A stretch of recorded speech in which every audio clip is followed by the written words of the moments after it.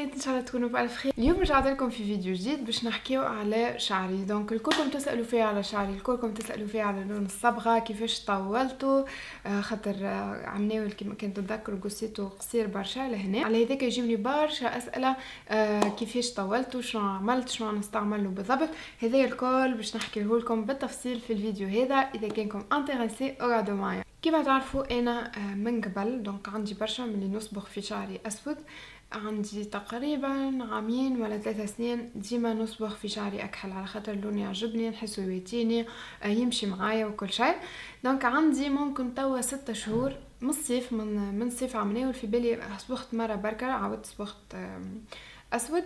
من بعد حسيت اللي اللون ما يشدش معايا بالكل، لازمني كل جمعتين يبدا يتنحى، كل جمعتين لازمني نعاود نصبغ. الشعر متاعي بدا يتهلك شويه من الصبغه، والحاجه اللي بيزاغ في الحكايه انه العباد الكل تتشكى من اللون الاكحل وما تنجمش تنحيه. يعني كي تصبغ مره اكحل يقعد معاها اللون، حتى اذا كانت تحب تفتح في شعرها من بعد ما يفتحلهاش مليح، على خاطر اللون الاكحل يشد برشا في الشعره.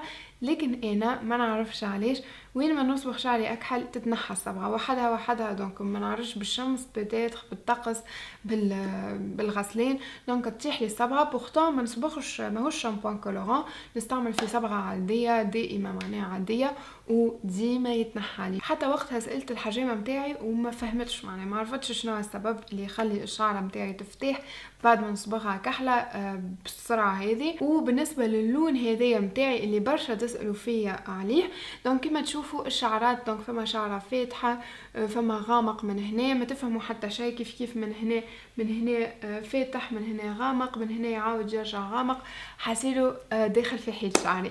علاش؟ على خاطر كما قلت لكم من الصبغه الكحله عندي 6 شهور يمكن ما عودتش صبغت، بدا يفتح وحده. شفتوني سافرت وكذا وبالبحر وقتها زاد فتح لي، ومن بعد ما رجعت مصفر عملت كيراتين. وكما معروف اللي الكيراتين كي تعملوه يفتح لكم درجه ولا درجتين في شعركم. على هذاك من وقت اللي عملت الكيراتين زاد فتح. هذايا بالنسبه للون شعري. دونك اللي تسالوا فيه وتعاودوا في كل تصويره نهبطها في كل فيديو شنو عملتي صبغه، شنو لون شعرك كذا، راني ما عملتش صبغه. ونخمم ساعات نرجعوا للون الاسود، نرجع معناها نعملوا اكحل. بعد نقول تفك عليا بربي كل ضربتين باش نقعد نرجعوا دونك اكحل ونعمل صبغه واحده اخرى ونهلكوا.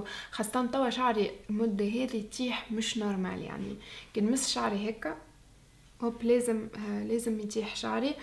ما فهمتش علاش، يمكن من رمضان ما نتغذوش مليح لهنا، كان الفطر نتاعنا المغرب العشرة نتاع الليل نقعدوا ساعتين هكاك ومن بعد نرقدوا ناكلوا شويه وكذا. ممكن من سوء التغذيه في رمضان، وممكن زاده من خاطر البنج. دونك كلمت امي قلت لها يا شعري يتيح برشا، قالت لي على خاطرك عملتي العمليه ما عندكش برشا وعملت بنج مرتين، ممكن من بنج هو اللي طايح لي شعري، ما عندي حتى فكره. مسكينه وبرا ما عادش نحب نصرحه برشا باش ما يتيحش. فلا هذا كل شيء بالنسبه للصبغه. نتعداو توا لحكايه طول الشعر. بالنسبه لطول الشعر كما قلت لكم من بكري قصيته عمليه القصير برشا لهنا. تنحط لكم تصويره اذا كانكم جدد معناها ما شفتوش قصير، ولو انكم تنجموا تشوفوه في الفيديوهات القديمه شعري قصير برشا.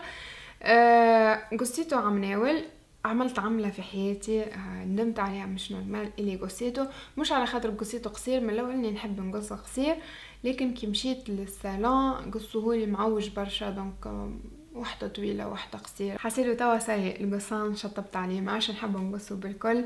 ولو انه الشعر الطويل يقلقني شوية على خاطر يحب له برشا عناية، يحب له برشا تسريح. انا شعري يتخبى ليه وتحسوه اصلا مكلف، حاجه لوكس انه شعركم تخلوه طويل، على خاطر ياكل برشا. كي باش تمشوا تصبغوا ياكل برشا صبغه، يتكلف برشا فلوس. كي باش تمشوا تعملوا كيراتين كيف ياكل برشا برودوي، دونك برشا فلوس. من وقتها حبيت نقص شعري. دونك تلمت الحاجات هذوما الكل قررت اني نقص شعري، لكن توا صاي ما عادش شعفه وتوبه ما عادش نقص شعري. ندمت بالحق وحسيته ما يواتينيش برشا، نحس الشعر طويل يواتيني اكثر. كيفاش طولته ما فماش وصفه سحريه الحق. خليت شعري كما قلت لكم، وقفت عليه الصبغه، ما عادش نصبغه بالكل. عندي يجي توا 6 شهور ما عادش نصبغ فيه، وخاصة ما عادش نستعمل برشا السشوار، ما عادش نمشي نجبدو برشا. نستعمل ساعة البلاك، لكن توا نحاول اني معناها نخليه معناها باش نرطبه، نعمل له الماسك ماسك يندوج، وباش ما يبداش مفيش برشا مثل الكيراتين، خاطر الكيراتين يطيحوا شويه، ينحي هكا الترشيق والتفييش بعد الدوش. انا الحمد لله يتسمى شعري ارطب، ماهوش احرج برشا، دونك عملت له الكيراتين باش نرتاح من السشوار وكذا. ساعه نعمل معناها ساعه نجبده، لكن نقص برشا على جبدين قبل حد ما ندوش، نخليه يشيح، نشيحه بالسشوار، من بعد نعمله بالبلاك الكله باش يتسبسب. بالنسبه لرايي في الكيراتين، خاطر ياسر منكم سالتوني عليه، انا بالنسبه لي الكيراتين يعجبني. فما مرتين في بالي عملت فيهم كيراتين ما عجبونيش، كانوا في تونس في جربه، معناها حسيتوش عملي حتى شيء، الفي نتاعو كان عادي على الاخر معناها. والبقيه الكل عجبني. في تونس العاصمه عملته عند ليس فاكتوري، اذا كنت تعرفوها، ما نعرفش، موجوده في المنزه 5، انا عملته في المنزه 5، موجوده في المرسى زاده في بالي، وعملته وقتها عندهم طياره على الاخر، كان وقتها شعري طويل على الاخر. اذا لقيت التصويره نحط لكم التصويره لهنا. عملته عندهم وعجبني بالقدا. لهنا زاد عملته في فرنسا عند بريستيج بوتي لهنا في سارتروفيل، وعجبني بالقدا كيف تنحط لكم الادريس في بغدا فوق. نحط لكم الادريس اذا كنكم عايشين كيفي لهنا في فرنسا وفي باريس ولا في الريجيون باريزيان، دونك تنجموا تشوفوها. ياسر حلو البرودوي اللي تستعمل فيه، وطريقه الاستعمال نتاعو معناها توسع بالها على الاخر. زيد الحاجه اللي لازمكم تعرفوها، اللي الشعر يجمو برشا عنايه. انا ديما نعمل لي بان دويل، الحمام الزيتي، دونك نخلط الزيوت مع بعضهم، نحطهم كماسك قبل ما ندوش، نغرق بيهم شعري باش من بعد ما ندوش دونك يبدا الشعره تبدا قويه ومغذيه مليح. ونعمل كل مره ماسك طبيعي، دونك نستعمل برشا لي ماسك ناتوريل، يعجبوني اكثر من لي ماسك شيميك، رغم اللي نستعمل زاده لي ماسك شيميك كي نجي ندوش، دونك في الاخر نحط على لي بوينت نتاعي باش معناها باش نصلح فيهم شويه، خاطر بداو يطرشقوا شويه، ومن الاول هما مطرشقين بالصبغه مازالوا. وكي قلت لي نقصلك فيهم الحجامه، قلت لها لا ما تمسيهوليش، على خاطر نعرف اذا كان باش تقصلي برشا وشعري باش يقصر.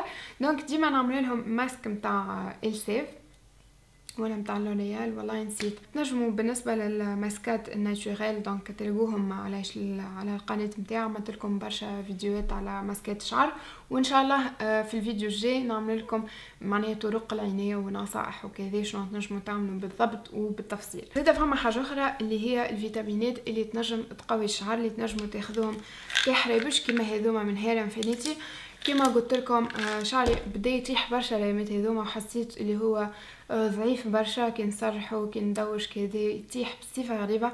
على هذاك دونك خذيت زوز حقوق جدد، وباش نبدا بالاستعمال نتاعهم، فماش ما يتقوى شويه ويزيد يطول من هنا للصيف. هذوما متاع شهرين، دونك كل دبوزه تبقى لكم شهر. ديجا انا جربتهم وحكيت لكم عليهم في فيديو الصيف اللي فات، عجبوني برشا. دونك قولوا لي في تعليقاتكم اذا كنت حابه تشوفوا التجربه بالتفصيل، خاطر المره اللي فاتت جست حكيت لكم عن البرودوي، ما وريت لكمش معناها قبل وبعد وتصوروا كذا. فلا ان شاء الله الفيديو يكون عجبكم. اذا كان عندكم اي اسئله واحده اخرى حطوهم لي في التعليقات، ان شاء الله نجاوبكم. واذا كان تحبوا معناها تعرفوا اكثر تفاصيل على حاجات معينه كيف حطوهم لي في التعليقات.